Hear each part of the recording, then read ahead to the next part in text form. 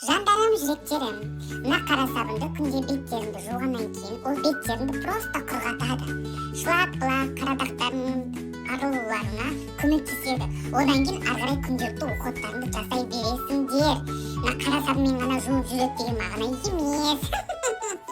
Например, мен алдында айтқандай Пиндодадан заказ берген аксессуардың пенкасымен жуамын. Мына қара сабыннан кейін. Одан кейін бетіме оның тонерін себемін. Одан кейін оның сывороткасын жағамын. Одан кейін оның сывороткасын жағамын, увлажняющий. Одан кейін ануадан берген сыворотканы жағамын. Одан кейін барып крем жағамда ұйықтай саламын. Сол үшін қара сабынның өзін ғана қолдану деген мағына емес. Уходтарыңды как обычно жасай бересіңдер. Просто уходтарына танк еткізіп осыны қоса саласыңдар. Болды рас. Жандарым сол.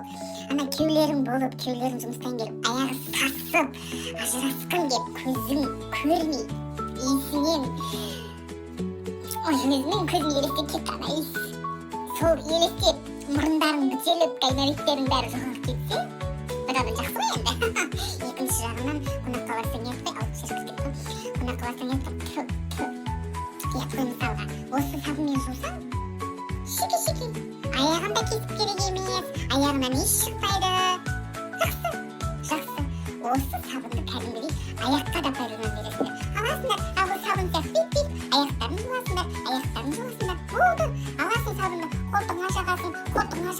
Біраз сіңеп, кәдімгі қолтығың қурақ қалады. Кеуіп қалады, құрғатады. Майлы беткен алар ғой, таптырмайтын құрал. Таптырмайтын универсальный средство. Көріңіздер. Келесі кездескенше сау болыңыздар. Сіздермен бірге болған мен.